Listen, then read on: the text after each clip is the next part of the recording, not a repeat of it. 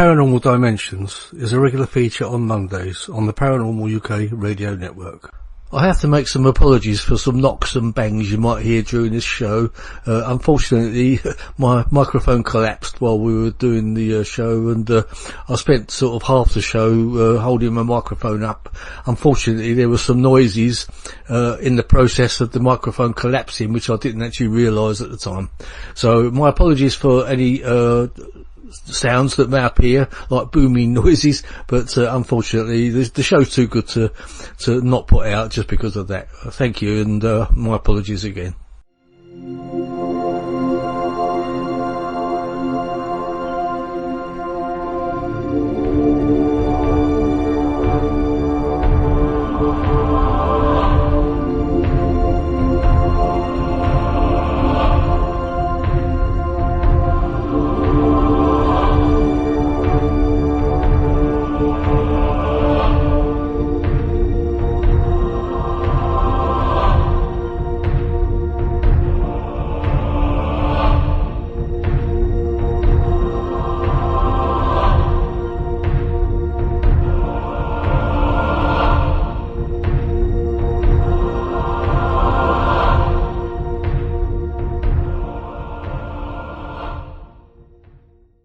Hello, this is Ronald Kinsella, and you're listening to the Paranormal UK radio network, the UK's biggest paranormal network, and this is Paranormal Dimensions with David Young. Hello, welcome to another show. Thank you for that, Ronald. Right, before we set off, I've got a couple of call-outs for people. We've got Ron Halliday of Bridge of Allen, Scotland, UK. Laura Plum Sayers of Burnley, Lancashire, UK. And Kelly Hollis, Liverpool, Merseyside, UK. Right, on this occasion, the guest is Jason Gleaves.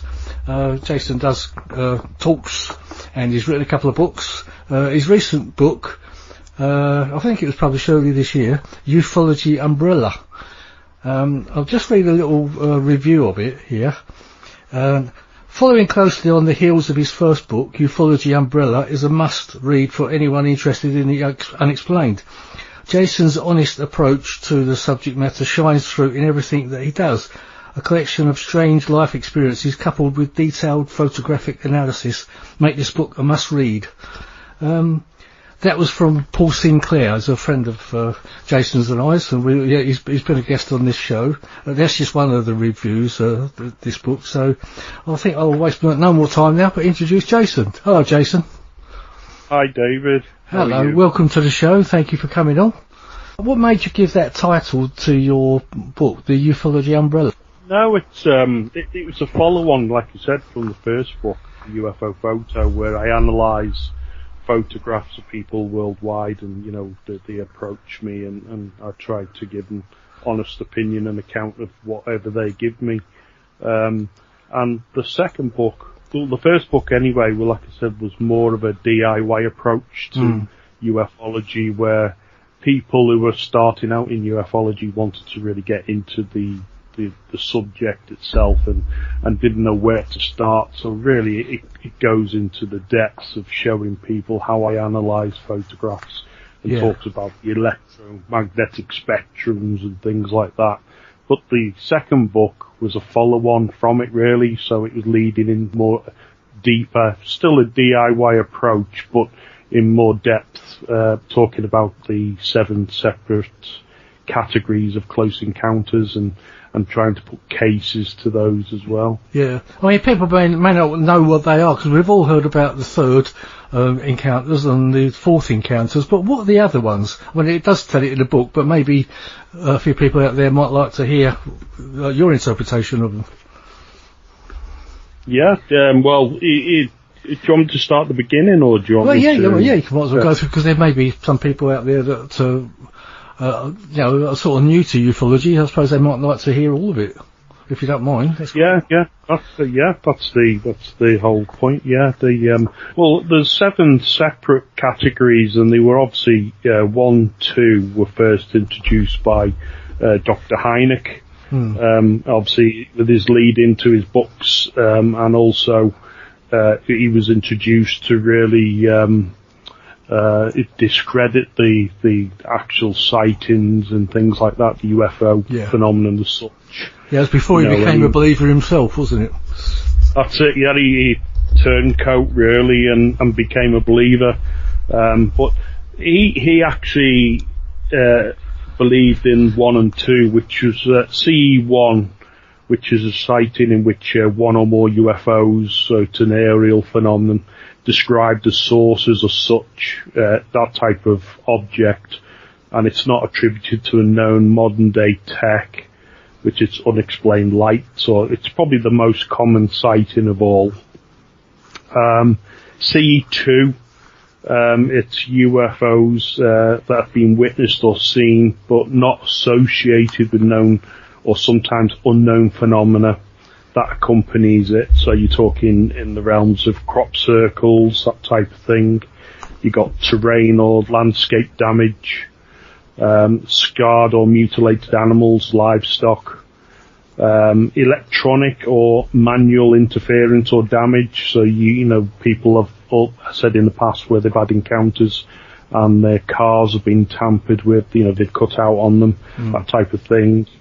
You got catalepsy, so it's a trance-like state, so paralysis of the body, body seizures, and then some sort of unnatural physical occurrence. And then CE3, where really was introduced in about the time when he was doing he had a cameo role in this Steven Spielberg film, Close Encounters of the Third Kind. And it was sort of, that was led on, but he was quite reluctant to bring the C3 in, which is, it's the visual sighting of a UFO. So it's seen or spotted to include a visual confirmation, an amateur object associated with a UFO. But most of these, categories do overlap each other. You know, you can go backwards and forwards on certain sightings, and you know they can, you know, you can say you can have 1 and 4 and 1 and 2, or you know they can overlap quite a lot. Like you said before, CE4, so you're coming more into the realms up to date where human abduction by extraterrestrial beings. So you've got different kinds of visitations where you're taken on board a craft. But you're not always taken on board a craft. You know, you can be in the custody of an ET while still on the Earth itself. People have put this down to out-of-body experiences, that type of thing. C5 is bilateral contact with an ET entity through some audible form of communication, telepath sort of thing, you know, a dream state. The contact can be initiated by either a human or an ET, so vice versa on that one. C6 is a UFO or its inhabitants are directly causing injury or death to a human being. So there have been cases in the past where we've been recovered ships or craft, and they've had human body parts on board, which have not really been, you know, brought forward. So it's not really a nice side of it, if you want to call it a nice side. And probably the most controversial encounter is CE7, and that's in which a human or extraterrestrial mate, so sexual intercourse or artificial insemination, and that's to produce a hybrid being. So, you know, that's more of a latter. Within the last few years, I would say that's gone into more depth, and more people coming out talking about that sort of thing. So they're basically your 1 to 7, and then, like I said before, they can cross-reference with each other. So, you know, one sighting doesn't necessarily come under one category; they can come under numerous categories. Yeah, indeed. I imagine when you talk about the deaths involved with UFOs, especially one of the earliest reported cases is probably the Mantell case, isn't it? The pilot who was chasing a UFO and it crashed. Yeah, that's it. Yeah, so that's probably one of the earliest recorded cases, I would have thought, for that. Yeah. But, what brought you into ufology in the first place? Well, I go way back. I had a sighting with my sister in Liverpool when I was 7 years old. I'd actually forgotten about the incident till my sister reminded me of it many years later when I started to get more into depth in the field itself. But we were both basically near Aintree Racecourse where the Grand Nationals held every year. I had relatives that lived right by the racecourse. And we were playing upstairs in the bedroom, and there was a bright illuminated object we both saw outside the window. It stayed there for a while, and then it took off at high velocity, and we carried on playing as if nothing had happened. And like I said, I had actually forgotten the incident till only many years later. That was a daytime. Sorry, that was a daytime sighting, was it? Yeah, it was in the daytime, yeah. When I was 7, my sister was 8, so that was probably the first instance that I can remember. There's probably is more, that has happened that I can't remember. And then I've had a healthy interest in, I've watched Arthur C. Clarke's Mysterious World and, have the mystery magazines and books and be reading and watching TV shows and Star Wars and all the science fiction movies started to come in. You're going down that road of it really. But, later on there was an incident where I was on the base at RAF Cosford when we had a giant triangular shaped craft come down over the base. And that was described to be the size of a battleship that came down, and it's Nick Pope, who was actually in the Ministry of Defence at the time, came out a day later and interviewed. Long story short, there was it's a training camp, RAF Cosford, where they train armourers and all those type of trades. And part of the duties of all the airmen and everything is guard duty, the same as every base.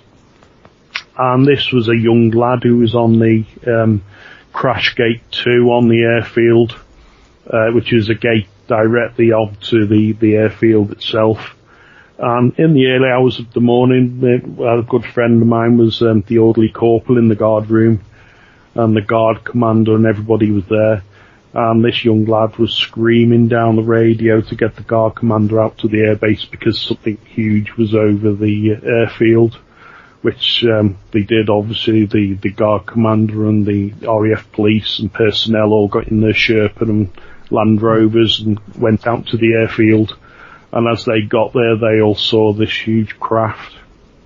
Then it took off at high velocity, and it went to another nearby RAF station, RAF Shawbury, where the on-duty air traffic controller saw this object of similar description to what was seen at Cosford coming over the airfield, and it was firing lasers down towards the ground. Oh, right. And so the air traffic controller at the time was actually the impression they got is that this object was looking for something.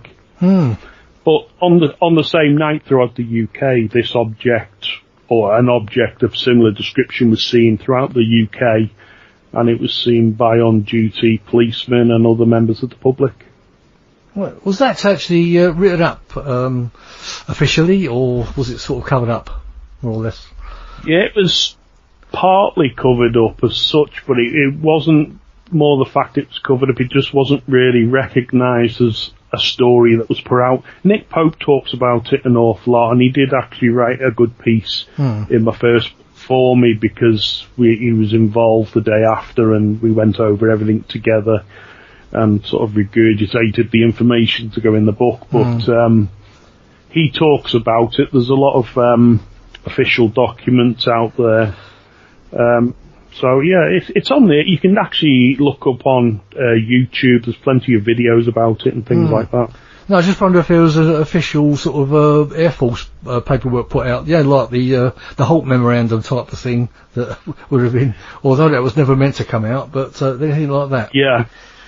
There probably was more than actually came out, but there are official documents where they describe, what happened. And again, like I said, Nick interviewed the young airman, another personnel the day after, and this young airman he said his voice was still trembling, the day after when he was talking about it. Yeah, it sounds interesting. It's anything involving the military. There's a lot of that stuff coming out at the moment, isn't there? Involving the US Navy and the Air Force and God knows what else. I think there's a drip feed of disclosure. Do you not think? Yeah, I think it is a drip feed. You go back over sightings. I do think an awful lot of sightings are, along with the misidentifications like birds or clouds or aircraft. You always get those.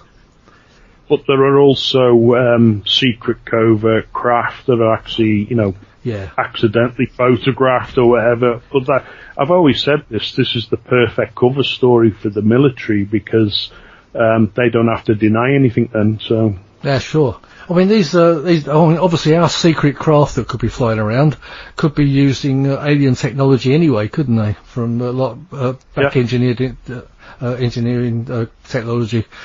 I think you'd agree with me on that. I mean, I don't know what your opinion is of the Roswell crash and everything, but I do think that they actually did back engineer some of that stuff.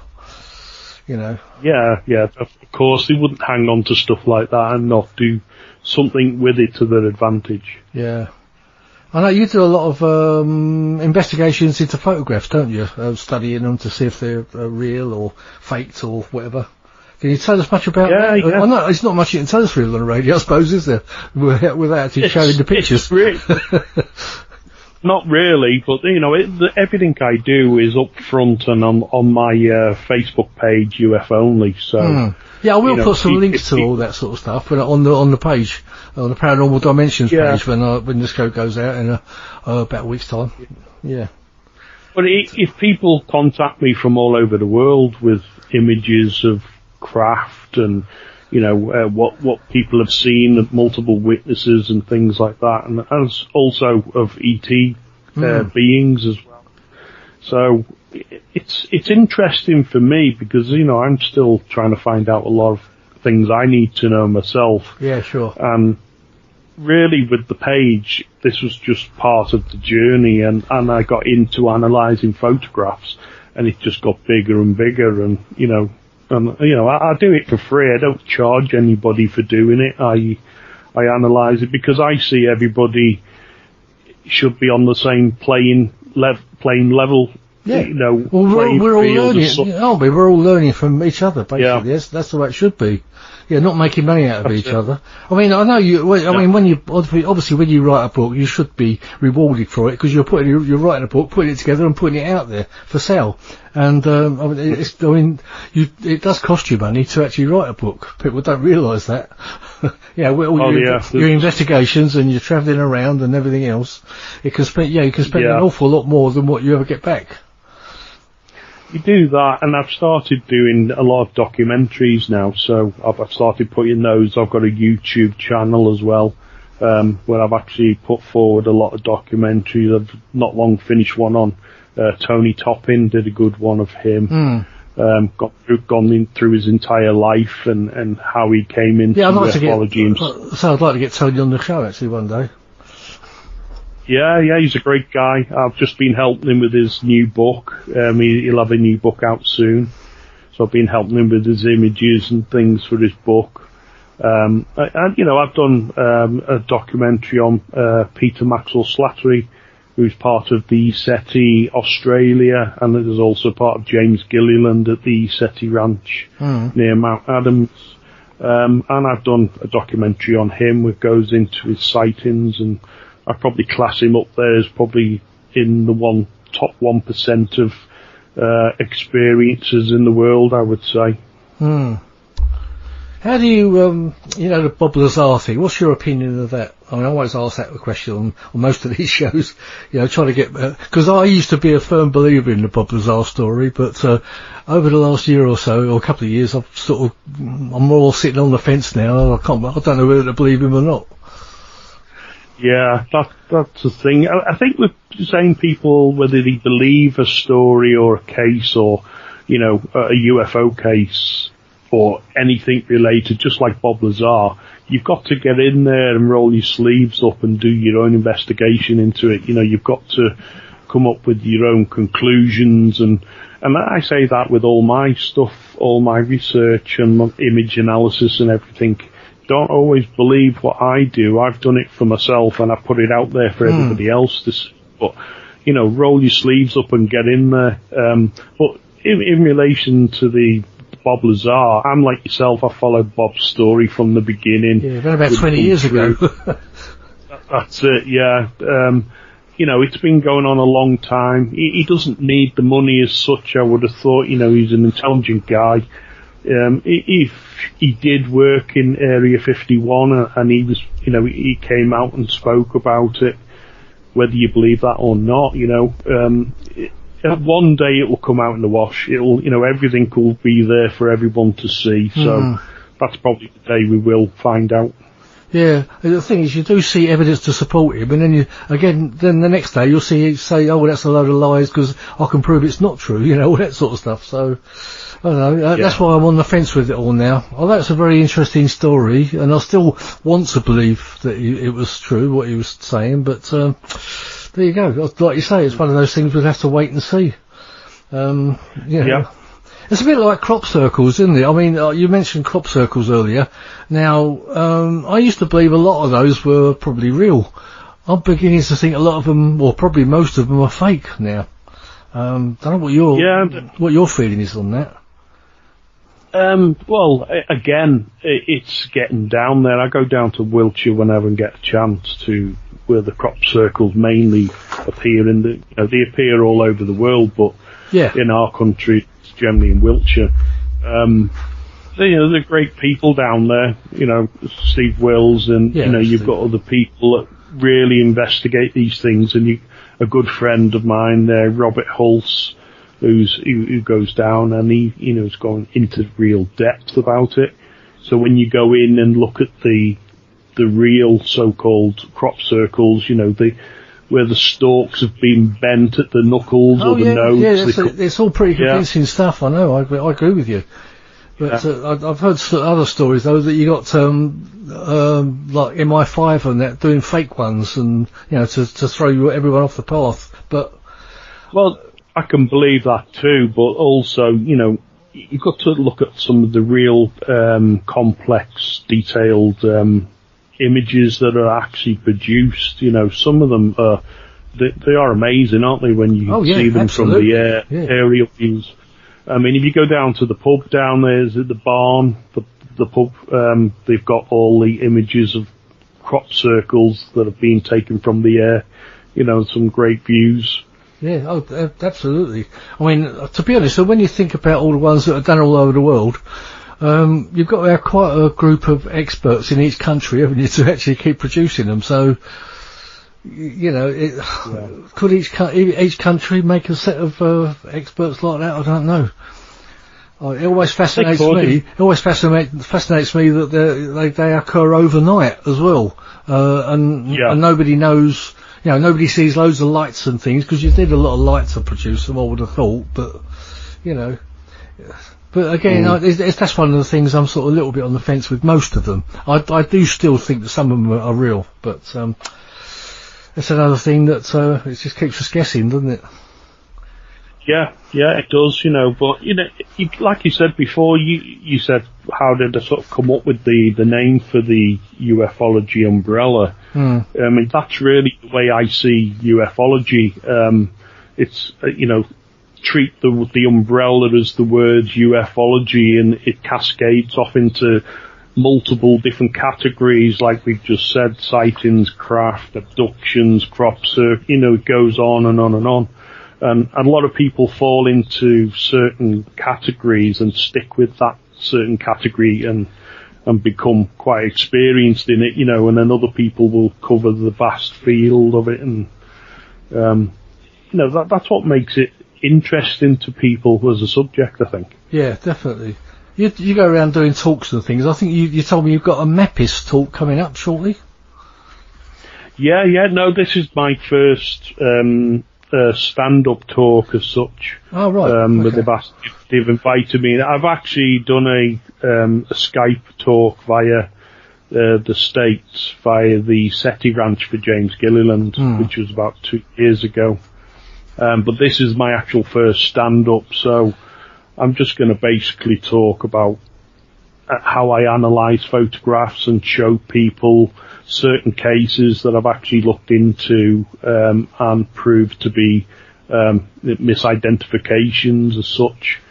And then I'm also going to go into, real ETs that I think are real ETs and real craft and things like that. Yeah. Do you find many people try to pass things over as real when they're fake?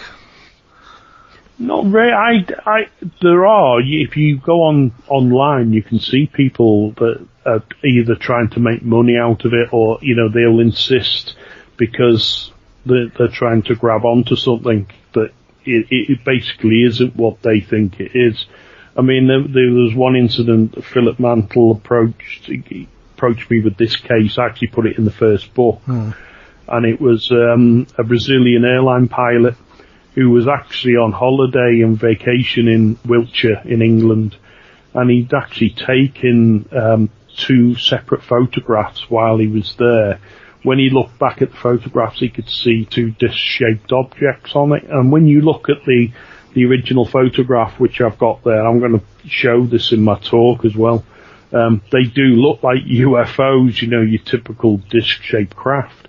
But when I went into my usual way of analysing the images and going into more depth, I actually proved that they were other military aircraft, like Royal Air Force or American Air Force planes. But pilots are actually highly trained people, they're competent people to, take in their surroundings and be very, on the ball. And he was quite taken back at the time of what I actually came out with, the evidence. But if I analyse an image and I see what it is, if it's a bird or if it's a cloud formation or if it's something that isn't, an aircraft, and it's not what they think is a UFO, I'll tell them straight, I'm not going to kick around the bush with them about it, Yeah, well, that's the way it should be. I mean, you like me, probably, you must believe in extraterrestrial life. I certainly do. But there's questions about the distances being travelled, could they make it here? But then when you're talking about civilisations that could be thousands of years more advanced of us, they could well have actually overcome that obstacle, couldn't they? But definitely. So I don't know how you feel, but I feel a lot of it is also interdimensional. I tend to talk about that on each program, but what's your feelings on that? I actually talk about that in the book. I give a little brief insight into what I believe, that type of thing. And a lot of people, if you go back a couple of years, a lot of people actually want to see a UFO, but they won't believe it's a UFO or anything similar unless it's a nuts and bolts type of thing. It's hard evidence. But we've got to start thinking outside the box, like multi-dimensional, interdimensional craft. Yeah. Like you just said then, only 100 years ago or so, give and take, our mode of transport was hot air balloons. Now look at us, we've been to the moon, we're going into space, we're flying supersonic and, all those type of things. That's a short space of time of 100 years. If these advanced extraterrestrial races are thousands of millions of years ahead of us, who knows what they could do? They're not going to travel in a conventional form like we would do in a rocket and, which is probably quite medieval to them. Yeah. They're going to be jumping through wormholes and, all types of things, that we're not even thinking about. Yeah, probably things we've not even thought about or realised yet. Yeah, I agree. It's, because we all know that things aren't solid, are they? Everything sort of, it's just basically atoms and molecules, which is nothing solid. And when it's like a bit like when you see ghosts and things like that, when you see them walk through walls, who's to say that that's not kind of an interdimensional being that's actually walking through a wall? You know, it's that kind of thing, isn't it? And it's come up a few times on this show. You think about, I think there's connections between. I never used to, but I think there's connections between a lot of paranormal things now, like ghosts and UFOs and aliens and anything you can think of. Really. I believe things are made up of fine matter and coarse matter. Fine matter being energy and coarse matter being solid things. And everything starts from a thought, and it goes through the process of coming through into, what we can see around us. I try to go to as many conferences as I can, work permitting. Yeah. But even over the last few years, you can see that the type of person that is now going to these conferences is changing and has changed vastly. It's people are starting to wake up to what's happening around them. More so. I mean, you can go back a few years and say it was the tin hat parade or, whatever you want to call it at the time. But now, people are genuinely there because they want to find out what's happening. They want to know. That's a brilliant thing. Yeah, you're right, actually, because it's more psychical type people. Like spiritual type people. I think you do find turning up at these conferences, don't you, now? I think I like to call them psychical, because I think I just made that word up. But I think the spiritual word is probably the right word to use. But I do think there's a lot of connections to that. And what's your feelings on, I don't know, are you interested in, like, the other side of the paranormal, like, life after death and stuff like that? Or is that a bit outside your sphere? I wouldn't say it's out my sphere as such. It's just, I think it's linked. I agree with what you said before. I think it's all part and linked in with the same thing with ufology and spiritual side of it. And, I think it's a bigger picture that, if you want to go down that road of investigating it more, you get more like Malcolm Robinson with paranormal side and that, people are actually setting what they want to believe in. I'm not saying I didn't believe in it. I just think it's another, an area that I haven't really gone into as such. Yeah, absolutely. That's right. I mean, Malcolm's a good example, isn't he? I think his first love is the paranormal, but obviously his second love is UFOs. But I think he can see a connection in the whole thing anyway. So I was just looking through your book. I was just trying to think of an example we could talk about in here. There was the... you got the frequencies, haven't you? Where you people have seen... I mean, a lot of people who contact me with images, one of the things they actually say, and it's a reoccurrence, what they say, is when they've taken a photograph of, say, a landscape or whatever they're taking the photograph of, and then they say later on they look back at their photographs as you do, you view what you've taken, and there's a UFO in the photograph. If you have to go back and look at and they said at the time I took the photograph, there was nothing there. But obviously there was because, whatever that object was is in a different frequency to what that person can see. Yeah. So, a good way to explain it is, if you can see yourself as a radio as such, and around you there are thousands of radio waves and signals being banded around that you can't see or hear, and you're the radio, and you tune yourself into one of those precise radio stations, which is obviously what that UFO is actually broadcasting its frequency on, you're not going to see it at all. Yeah. And that's when you go back to people doing sky watches and things like that, where they can, they're taking infrared cameras with them now, and they're actually looking outside the electromagnetic spectrum of, we can only see in a visual certain light. Outside of that, you've got radio waves, microwaves, infrared, and, that you can't see. And that's where this equipment comes in now, where it's picking these things up. Yeah. And also, I believe a lot of the UFOs have got cloaking mechanisms as well, haven't they? Which go outside of those frequencies, like you're saying. again, it's all to do with the frequency side. Yeah, and obviously they must realise that we're developing this technology, though. Yeah. So I've just come to a bit in your book about the Men in Black encounter. Now that kind of fascinates me, about these Men in Black that turn up on your doorstep, in order to either shut you up or warn you about something. What's your opinions on most of that? Well, you hear those. I've heard so many stories about it. Yeah, I do believe, because the fact that my father had an experience when he was a young boy in Liverpool. Oh, right. Of a man in black. He was playing in the hallway during the 1950s in Liverpool. And it was, obviously they didn't have a TV set at the time, it was just a radio, and my grandparents were in the other room, and he was running backwards and forwards up the hallway playing, and the front door was all closed up for the evening, and I don't know if you can see the picture in the book. Yeah, I was just looking at it now, actually, yeah. Yeah, that actual image, I actually sat down with my father and we went through what he saw, the location, and I actually came up with that, illustration that's in the book. And when I showed my father the illustration, he was quite taken back with it, because he said, that's exactly what I saw.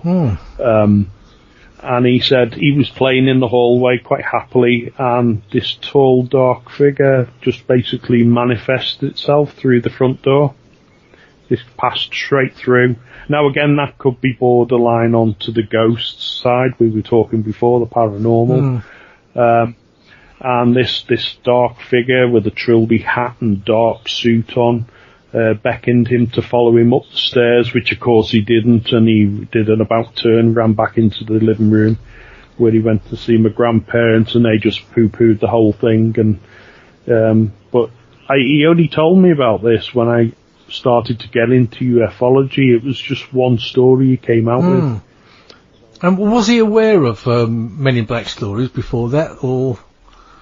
No, not at all. He was, he just thought it was a ghost, or he imagined it at the time. And again, now, as he's gone over and more stories have come forward of the Men in Black type of thing, it came out, and I thought, well, it warranted to be in the book. Yeah, I mean, the funny thing is, he wasn't obviously not being warned off or anything. I'm just wondering if that was an attempted abduction type of thing. What do you think?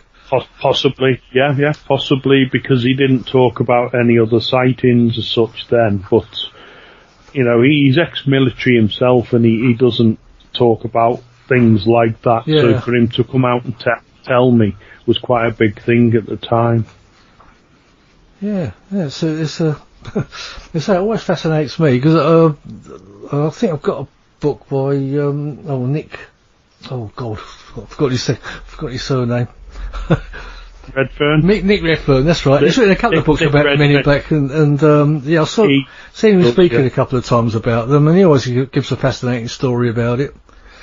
Yeah, how can I forget Nick Redfern? Oh dear. That's his, he does like talking about Men in Black. He seems to cover a lot of cases about it. But like I said, that case of my father was just one of many things that have happened, and I've had numerous things happen that I've not spoken about yet, that will come out eventually.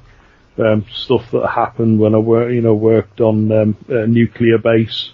I think it's not far from where you live, up at RAF Honington. Oh yeah, stationed up there. Yeah, I'm not far from Rendlesham. Most people know that. Yeah. But Honington, there's things that have happened to me there where we were on a rapid response team going into the silos, and everybody there had to do this rapid response team for a couple of weeks. And basically you'd be called upon night and day to go in to an emergency or to train. We were called out. It must have been about 18, 20 of us all kitted up in our greens and stuff. And we were all taken on trucks into the compound itself, where the storage compound. And as we were all tagged in, you're all tagged in and then tagged back out, so that, you don't get any strangers or anybody who shouldn't be in there. It's quite a simple, easy way of doing it. And we were all tagged in, everything was fine, and then we were all tagged back out. As we were being tagged back out, there was an extra person on the end that none of us knew who he was. And I was young and stupid at the time and didn't realise really what was going on to the extent, and we were all on the trucks and taken back out, but this poor guy was down on the floor with a lot of guns to his head and things like that. So, all right. So, did you ever find out who he was? Or never found out who it was. Nobody knew who he was. They'd never seen him before. It's just one of the many strange things that have happened over the years. Yeah, very strange. Yeah, I wonder if that was could it have been an alien or a man in black or what? Or was it just an outsider that somehow managed to break in? It's any one of the above it could have been, literally, yeah. I suppose we ought to, and at the time, as I say, we ought to mention that you were on that base because you were actually in the Air Force, weren't you, for a number of years? Yeah, about 10 years 10 I was years, in the Air Force. So it's quite a while. Yeah, and then I left there and went on to British Aerospace. Because this is where you learned how to, a lot about recognising certain aircraft and all that. Yeah, well, I've worked on virtually most aircraft, right through all the fighter jets and fixed wing and helicopters and things like that, so. You might, I don't know if you know, but I worked on the AC-130 quite a lot. But, right.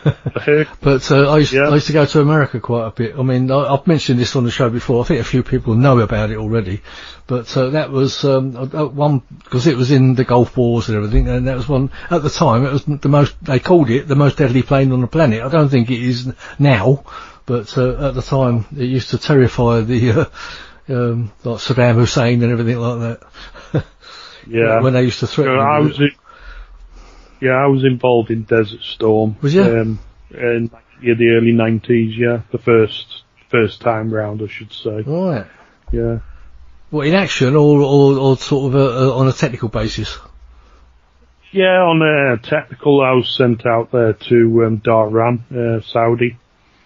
Most of our aircraft took off from Saudi Arabia and came back again, so it was the ground troops that really went in. Yeah.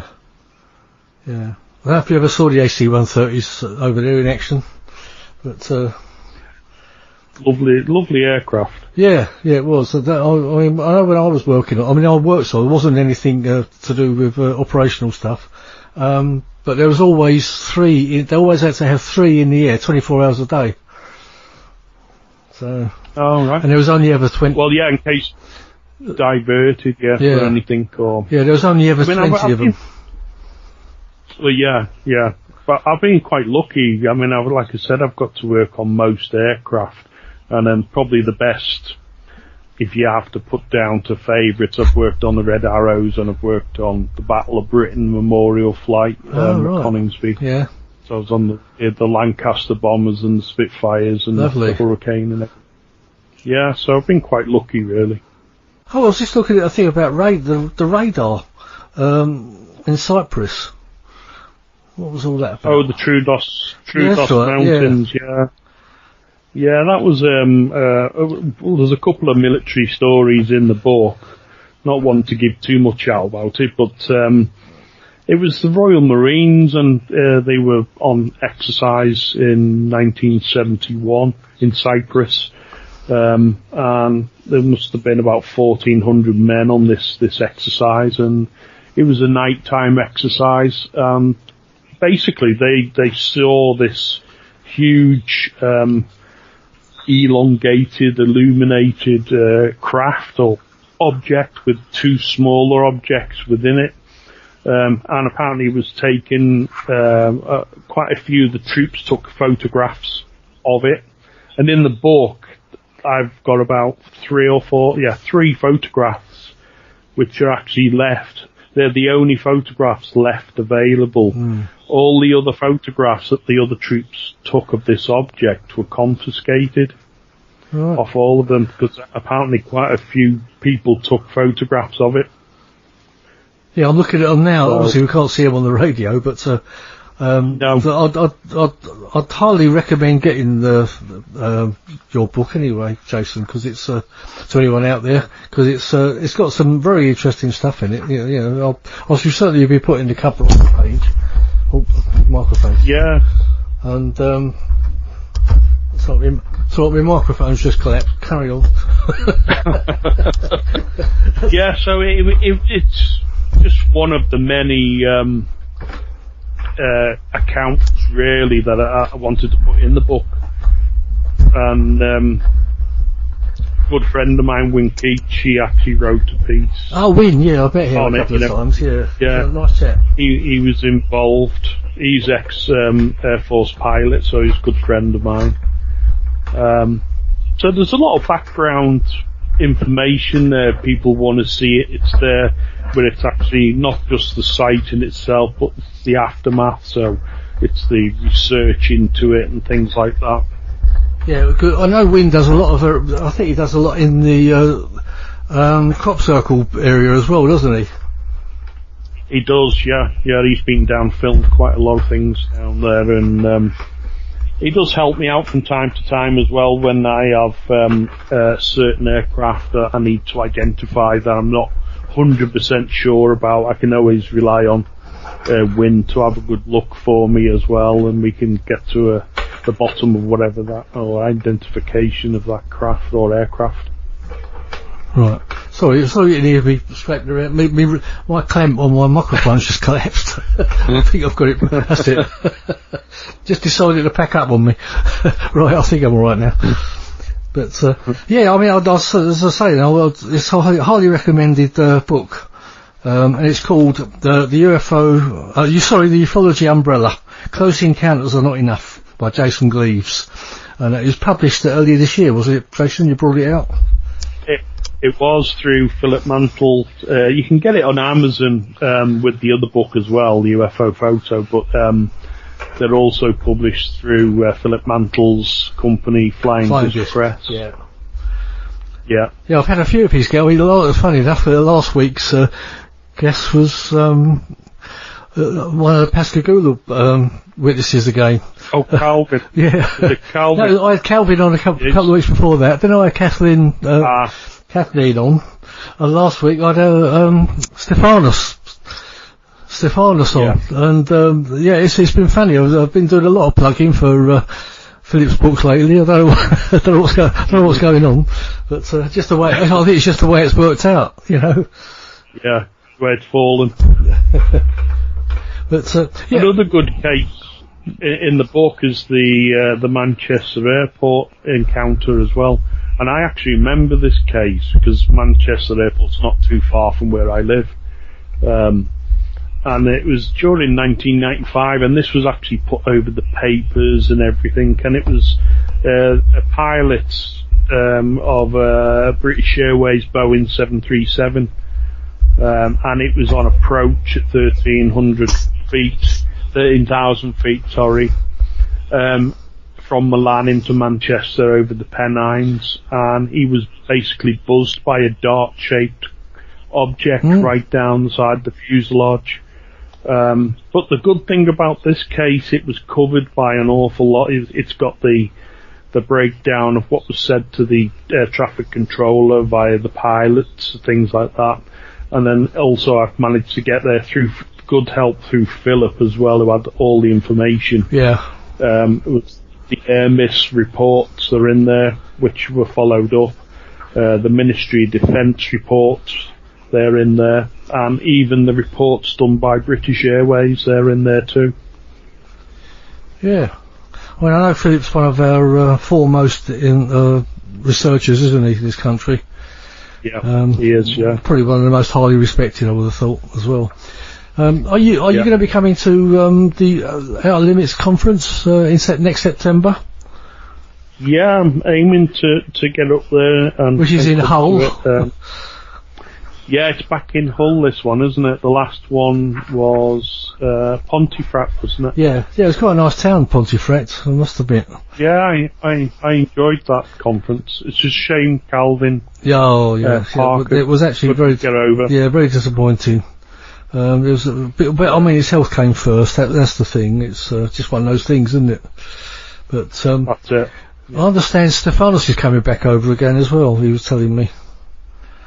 Oh right, okay. So it'll be. It's great to catch up with all these people. Yeah, and Peter Robbins, of course, will be returning to the UK.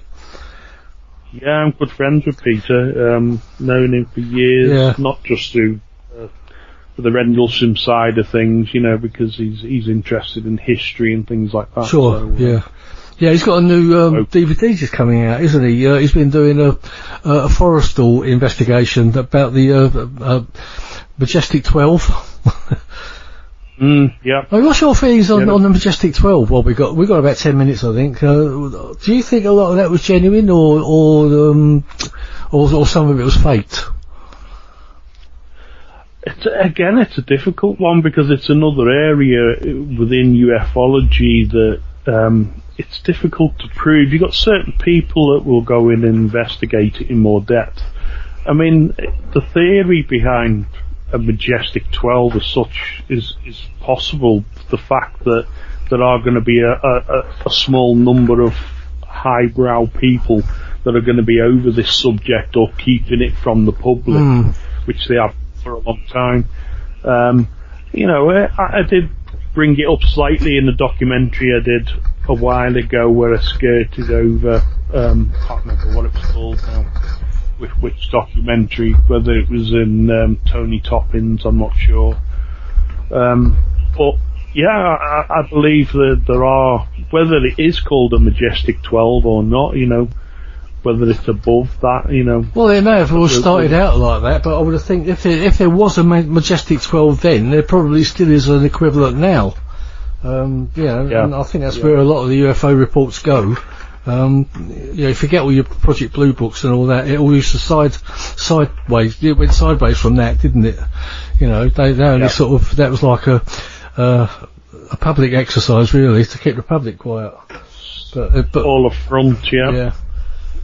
But so there's another interesting thing. I don't know if we'll ever get to the bottom of things like that. But, I think we will. I really do believe disclosure will come. When I say disclosure will come, as in a government body coming out and actually saying that ETs are real, etc. I mean, disclosure is already here. You've only got to look at cases and, you only got to look at some of the images that I've actually, analysed, and it's unexplainable to what they are, from the craft to the beings. I've got manifesting orbs into humanoid shapes. Yeah. It's just way beyond. So disclosure has already happened. It's already, working its way. It's just whether the government's going to catch up with it. That's the thing. So you mentioned orbs. Now, there's a lot of talk about a lot of orbs that you see, maybe in woods or whatever, or dust particles or moisture particles. What's your opinion on that? Because I've taken quite a few pictures that fascinate me. I've taken maybe 7 or 8 pictures in a pitch black, and they all come out black, apart from maybe a couple of pictures when suddenly you get orbs appearing in it. Yeah.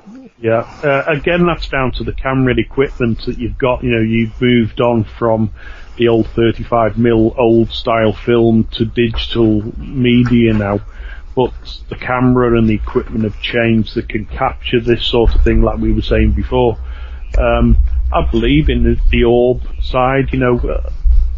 Craft over the years, they go through different decades of different shapes and sizes. You've gone through the disc-shaped craft. In the 90s, you went through the triangular-shaped craft. Not that we're not seeing all of this craft now, but, it seems to go through decades of different types. And at presently, we seem to be seeing an awful lot of orbs. And especially around the chemtrails, that's how, people are photographing these things. And like I said before with James Gilliland at the SETI Ranch, and Peter as well in Australia, you've got the it's a UFO hotspot where we've got orbs galore, Bigfoot, and the craft that come over, where they're actually powering up on the video. And what I mean by powering up is where they'll come in and it's interaction between the person on the ground and the craft, and they'll just go very, very bright and then dim off again. And that's where they'll come in. And if you go and look at his videos, which I advise anybody to go and look at the stuff there, the information, he's got some fascinating videos. I've actually analysed a lot for him, and he's reposted them there, but they've got some amazing orb-shaped craft that are coming in, and you can see them all. Yeah, I was also talking about like the little tiny ones as well that you see in the woods. I got a funny feeling, because you do see strange shapes within them, don't you? They're not like a splodge. They've got like faces in them sometimes. I do think that there are bugs. There are, people have taken them, and there are bugs that come through because of the focus of the camera. Oh yeah, I'm sure there are. Yeah, I do agree with you. You've got that. Yes. Yeah. But then I also do really, really do believe that orbs that I've seen and analysed, especially for some people, that they're interdimensional in a way, and it's a mode of transport for ETs. I do believe that as well. Yeah. I mean, I can only judge by the fact that most of the pictures that I take when I've been in the woods in the pitch black just come out black, and then you just get the odd few. I've been out there all night, and I sort of just took one or two that have come out with a few orbs in them, and they could well have been moisture spots or something. But the ones where I've taken like 7 or 8 pictures, all facing the same way, now you'd think they'd all come out just black, wouldn't you? And then, but for sort of 1 or 2 to come out with all these seemingly orbs in different colours, it just I just can't see that it would be like that. I think they'd all come out black, or all come out with dust particles in them, or whatever.